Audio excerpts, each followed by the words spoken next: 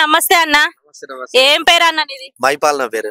మైపాల్ అన్న, నమస్తే. నమస్తే నమస్తే. ఎట్లున్నావు అన్న? సూపర్ అన్న, మీరు ఎట్లున్నారు? మస్తున్నా అన్న నేనైతే. అన్న ఇప్పుడు కమింగ్ అప్ లో మనకి ఎలక్షన్స్ ఉన్నాయి కదా, సర్పంచ్ ఎలక్షన్లు అయితే వస్తున్నాయి. అంటే ఇప్పుడు ఎట్లా కాంగ్రెస్ వస్తుంది అంటారా, మనకి వేరే పార్టీ ఏదైనా వస్తుంది అంటారా? అంటే మనం చూసుకుంటే ఇప్పుడు తెలంగాణ రాష్ట్ర ప్రభుత్వము ఎంపీటీసీ జడ్పీటీసీ ఎలక్షన్స్ పెడతా అని చెప్పేసి అంటున్నది. ఏదేమైనప్పుడు కూడా మాటలను తప్ప ఉంది తప్ప వీళ్ళు ఎలక్షన్ పెట్టింది చేసేది లేదు.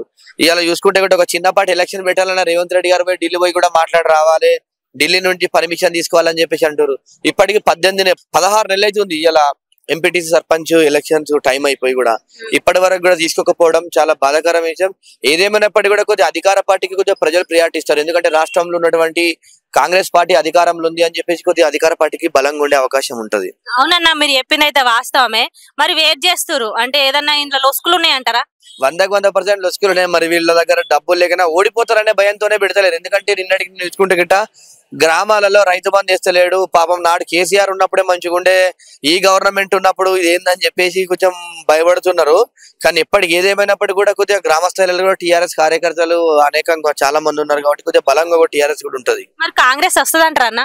వస్తాయి, సీట్లు కొంచెం తక్కువ వస్తాయి వచ్చినప్పటికి. ఎందుకంటే కొద్దిగా మాకు ఎమ్మెల్యే ఉన్నాడు కదా, నెక్స్ట్ ఎలక్షన్ గవర్నమెంట్ కాంగ్రెస్ ఉంది అని చెప్పి కూడా ప్రజలు కొద్దిగా ఆలోచిస్తారు.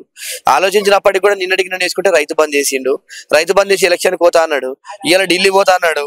చిన్నపాటి ఎలక్షన్ పెట్టుకోవాలని ఒక సీఎం కూడా ఒక ఎలక్షన్ రాష్ట్రంలో జరుగుతున్నటువంటి స్థానిక సంస్థల ఎలక్షన్ కూడా ఢిల్లీ పోయి పర్మిషన్ తీసుకొని వచ్చి ఎలక్షన్ పెడతామంటే మనం ఎంత దుర్మార్గమైనటువంటి పరిస్థితులు ఉన్నామంటే తెలంగాణ ప్రజలు ఎలక్షన్ పెట్టడానికి కూడా ఢిల్లీ పోయి పర్మిషన్ తీసుకున్నాక నువ్వేం సీఎం, మీరేమో రాష్ట్ర ప్రభుత్వాన్ని నడిపిస్తారు, ప్రతిదానికి ఢిల్లీ పోవాలని. ఆ కేసీఆర్ చెప్పి నిజం అండి. ఒక కేసీఆర్ అప్పుడప్పుడు నిజాలు మాట్లాడతాడు. మీరు ఓట్లు వేసేట్టుగా భయం పడి అది చేసి మీరు ప్రతిదానికి ఢిల్లీ పోయేస్తారు, ప్రతిదానికి ఢిల్లీ నుంచి కవర్లు రావాలి, అక్కడ ఏదొస్తే ఇక్కడ అదే మాట్లాడతారు అని చెప్పేసి అన్నది నిజము. ఏదేమైనప్పుడు కూడా మన రాష్ట్రం ప్రజలు మీకు అధికారం ఇచ్చారు కాబట్టి కంపల్సరీ ఇక్కడ ప్రజాక్షేత్రాలను మీరు ఇక్కడ ఉండి సీఎం గా నిర్ణయం తీసుకుని ఎలక్షన్ తొందరగా పెడితే గిట్ట మీకు మంచిగా ఉంటది. ప్రతి నిర్ణయం ఢిల్లీ కాదు, మీరు ఒక ముఖ్యమంత్రి వదలన్నారు, మంత్రులు మీరు అంతా మీరు చెప్తే ఢిల్లీ వినాలి తప్ప. నాడు రాజశేఖర రెడ్డి ఉన్నప్పుడు ఏంటండి, ఇవాళ తెలంగాణ ఆంధ్రప్రదేశ్ ఉన్నప్పుడు తెలంగాణ రాజశేఖర రెడ్డి ఏం చెప్తే ఢిల్లీలో తినేటోళ్ళు, కానీ మీరేం చేస్తున్నారు అంటే ఢిల్లీ వాళ్ళు ఏం చెప్తే ఇక్కడ మీరు తింటారు. మేము గవర్నమెంట్ వచ్చేందుకు అంటే వేస్టే కదా. అవునా, మీరు చెప్పింది వాస్తవమే అనిపిస్తుంది. కాకపోతే మొన్న నన్ను ఓసినా కూడా పైసలు వెళ్ళాయని మాట్లాడి ఎట్లా అంటావన్నా? ఆయన అంటాడు, ఒక ముఖ్యమంత్రి అంటే ఒక రాష్ట్రానికి తండ్రి లాంటి వాడు. ముఖ్యమంత్రి ఇంత కష్టం వచ్చినా ఎంత వచ్చినా కూడా నేనున్న భరోసా రాష్ట్ర ప్రజలారా మీకు అని చెప్పి జనాలు తప్ప నాతో ఏం కాదు అని చెప్పి చేతులు ఎత్తేస్తే ఇలా ముఖ్యమంత్రి నువ్వు చేతులు ఎత్తేసినాక మిగతా వాళ్ళ పరిస్థితి అంటే ఎంత దారుణమైనటువంటి. ఇప్పుడు కూడా మనం చిన్న ఎగ్జాంపుల్ అండి, మనకు ఒకడు అప్పించాలంటే ఇంకోటి ఎవరు అప్పిస్తాడు ఈ బ్యాంకులను? ఏం రాష్ట్రం నడవకుండా ఏం నడవకుండా మాకరమేమో ముందడుగు ఉన్నాం, మంచిగా సక్సెస్ఫుల్ ఉన్నాం, డెవలప్డ్ ఉన్నాం అని చెప్పి చెప్తే నీకు వేరే అప్పిస్తాడు తప్ప నాకు ఏం లేదన్న నీకు అప్ప అడిగాడు కదా. ఏం డెవలప్ అవుతుంది అన్న? ఫీజులు పెంచాండ్రు, ఇప్పుడైతే ఉస్కులకు పోరగాళ్ళు పోవాలంటే భయం అవుతుంది. 100% 1,20,000 1,30,000 అంట నర్సరీకి ఫీజు. గవర్నమెంట్ ఏమన్నది రాకముందు ప్రజాపాలన ప్రజల కోసమే, ప్రజల దగ్గరికి నేరుగా పరిపాలన చేస్తామని చెప్పి మాట్లాడిరు. ఇలా గవర్నమెంట్ ఇప్పుడు ఢిల్లీ గవర్నమెంట్ ఒక నిర్ణయించండి గవర్నమెంట్ ఫీజు, ఇప్పుడు ఇంత ఫీజు పెడితేనే గవర్నమెంట్ ఇంత ఫీజు కట్టాలని చెప్పి నిర్ణయించు లేదు. ఎడ్యుకేషన్ కూడా మొత్తం బిజినెస్ చేసిర్రు.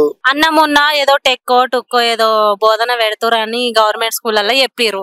మరి దాని బదులు ఫీజులు తగ్గించి ప్రైవేట్ స్కూల్ తగ్గించి చేస్తే బాగుంటది అంటారు కదండి, ఎట్లా అంటారు మీరు? 100% ఇప్పుడు నేను ఒకటి చెప్తున్నా, నేను కూడా మొన్నటి గవర్నమెంట్ స్కూల్ కోసం ఒక ప్రెస్ మీట్ పెట్టినా, నేను ఒక కంటెస్టెడ్ ఎమ్మెల్యేగా నేను ఒక ప్రెస్ మీట్ పెట్టినా. ప్రభుత్వ స్కూళ్ళల్లో మీరు పిల్లల్ని జాయిన్ చేయకండి. గవర్నమెంట్ స్కూళ్ళలో ఎట్లుంటది తెలుసా, ఏమైనప్పుడు కూడా వాళ్ళకు వచ్చే 70,000-80,000 రూపాయలు జీతాలేమో కావాలి, వాళ్ళకి డబ్బులు వాళ్ళ పోరాలకు చదువు చెప్పరు. వాళ్ళ పిల్లల్నేమో మంచి మంచి హైఫై స్కూళ్ళలో ఇస్తారు.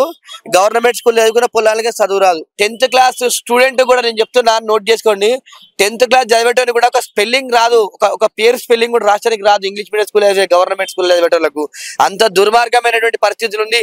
గవర్నమెంట్ స్కూళ్ళని అసలు నా దృష్టిలో తీసేయండి. గవర్నమెంట్ పేద పిల్లలకు ప్రైవేట్ స్కూల్ అనే ఎడ్యుకేషన్ ఇప్పియండి గవర్నమెంట్ ఖర్చు పెట్టి. ఇలా గవర్నమెంట్ స్కూల్ చదివినాడు ఒక్క ఎంప్లాయీ కాలేదండి, ఒక గవర్నమెంట్ ఉద్యోగాలు తెలుసు. ఇలా గవర్నమెంట్ ఉద్యోగాలు చదివించాలంటే ప్రైవేట్ బాలలు చదివిన వాళ్ళు. ఇలా గవర్నమెంట్ వ్యవస్థలో మొత్తం అంతా భ్రష్టు పట్టింది. మొత్తము అసలు పిల్లలకు చదువు రావట్లేదు, ఏం రావట్లేదు. ఉన్ని కార్యక్రమాలు చేసి టీచర్లను బతికించాడు తప్ప.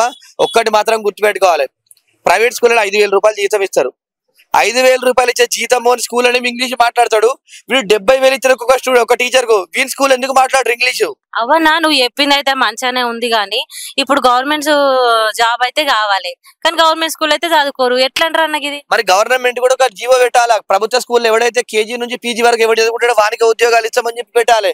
కానీ గవర్నమెంట్ కి దమ్ముందా? గవర్నమెంట్ లకు పెట్టలేదు. ఎందుకంటే గవర్నమెంట్ వ్యవస్థ చూడడానికి ఫోటోలు దిగడానికి మాత్రమే ఇట్లా అట్లా అని చెప్పి మాట్లాడతారు తప్ప మరి ఆ నిర్ణయం తీసుకురండి ప్రభుత్వ పాఠశాలకి ఉద్యోగాలు ఇస్తాం మేము అని ఎందుకు ఇయ్యరు? అది బెటరే కదా. ఎందుకంటే గవర్నమెంట్ ఏదేమైనా మాటలు చెప్పడానికి తప్ప పేద పిల్లలు మాత్రం గవర్నమెంట్ స్కూళ్ళలో అసలు చదువు రాదు. మళ్ళా గదే పార పని చేసుకోవాలి, టాపీ పని చేసుకోవాలి, మళ్ళా వ్యవసాయం చేసుకోవాలి, గదే పని ఉంటుంది తప్ప మంచి మంచి ఆఫీసర్లు అయి డెవలప్ అయి తల్లిదండ్రుల కళ్ళల్లో ఆనందం చూసి ఇంగ్లీష్ మాట్లాడితే ఆనందం గురించి మాత్రం ఉండదని చెప్పేసి నేను తెలియజేస్తున్నాను. రేవంత్ సర్కార్ వచ్చినాక ఎన్నో పథకాలు తీసుకొచ్చిండు కదా వల్ల. అయితే ఇప్పుడు విద్య మనకి ఆరోగ్యంకు ఇస్తే సరిపోతుంది కదన్న, దాని మీద ఏం చెప్తారు మీరు? గవర్నమెంట్ అంటేనే అసలు చెప్తారు అంతే తప్ప గానీ గవర్నమెంట్ హాస్పిటల్ పరిస్థితులు చూస్తే ఘోరంగా ఉంది. గాంధీ హాస్పిటల్ మీరు పోయి ఉంటారు, ఉస్మానియా హాస్పిటల్ మీరు పోయి ఉంటారు, అక్కడ పరిస్థితి ఏ విధంగా ఉన్నాయి చెప్పడానికి మాత్రమే బాగుంటాయి తప్ప గవర్నమెంట్ హాస్పిటల్స్ వైద్యం కానీ అదే విధంగా ఎడ్యుకేషన్ కానీ ఇదంతా కాని పని. ఎందుకంటే ఏదైనా కూడా డాక్టర్లు కూడా వాళ్ళ డ్యూటీ టైం వాళ్ళు చేస్తారు, డ్యూటీల వరకు టైం ఉన్నంత వరకు చేసి మాకేందైనా రెస్పాన్సిబుల్ ఉంటారు తప్ప ఇవాళ మనము ఈ వ్యవస్థల మీద ఆధారపడి ఉంటే గట్రా కంపల్సరీ నష్టపోతారు. ఏదేమన్నప్పుడు కూడా మంచిగా చదువుకోవాలా, సక్సెస్ఫుల్ ఉండాలి, గొప్పోళ్ళు కావాలి, అందరు కూడా గొప్పోళ్ళు డెవలప్ అయితేనే మంచిగా ఉంటుంది తప్ప ఈ Garib government school government hospital పోతే గట్రా ప్రాణాలు పోవడం తప్ప ఇంకేముండదు. అందరూ ఉచిత పథకాలకు అలవాటు పడ్డారు కదన్న, ఉచిత పథకాలు తీసేస్తే మంచిది అంటారా, ఉంచితే మంచిది అంటారా? నేను గతంలో కూడా చెప్పిన ఉచిత పథకాలు తీసేయండి, ఉచిత పథకాలు ఒకటే పెట్టండి, పింఛన్ తప్ప మిగతా అన్ని తీసేయండి. ఎందుకంటే ఇలా భర్త చచ్చిపోయిన ఆడబిడ్డకు పింఛన్ ఇవ్వండి, కుటుంబం భారం అవుతుంది కాబట్టి పని చేసుకునే స్థితిలో చిన్న పిల్లలు ఉంటారు కాబట్టి అలాంటి ఆడబిడ్డకి ఇవ్వరి. ముసలోళ్లకు నాడు వెనుకట ముసలోళ్లకు బువ్వ పెట్టపోతుండే కోడలు బువ్వ పెడుతుండేనా? పెట్టపోతుండే. ఇలా పింఛన్ వచ్చే వరకు ఇలా పింఛన్ వచ్చే కోడలు కూడా అత్తమామలు దగ్గర తీసుకొని ఇలా బువ్వ పెడుతున్నారు. అంటే అట్లాంటి పింఛన్ పెంచండి, పింఛన్ ఇవ్వండి. తర్వాత అదే హ్యాండిక్యాప్లకు పింఛన్ పెంచండి. ఈ పింఛన్ స్కీమ్ తప్ప మిగతా అన్ని చేసేయాలి. ఈ పింఛన్ ఒక స్కీమ్ 4,000 రూపాయలు ఎప్పుడు వేస్తారో గవర్నమెంట్ పెంచండి.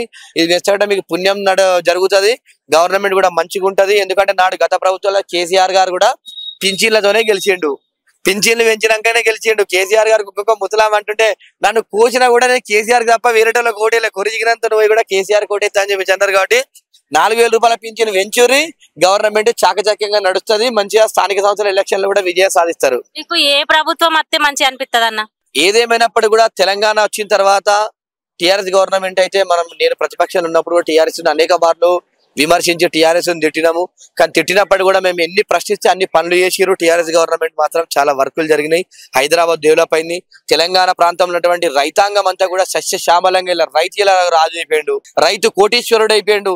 నాడు వానకాలం వస్తే వర్షం పడితేనే పంట వండేటువంటి తెలంగాణ ప్రాంతంలో ఇలా 2 పంటలు వండి ఇలా రైతు కోటీశ్వరుడు అయింది. ఇలా రైతు రాజ్యం వచ్చిందంటే ఇలా కేసీఆర్ గారు తీసుకొచ్చినటువంటి ఘనత.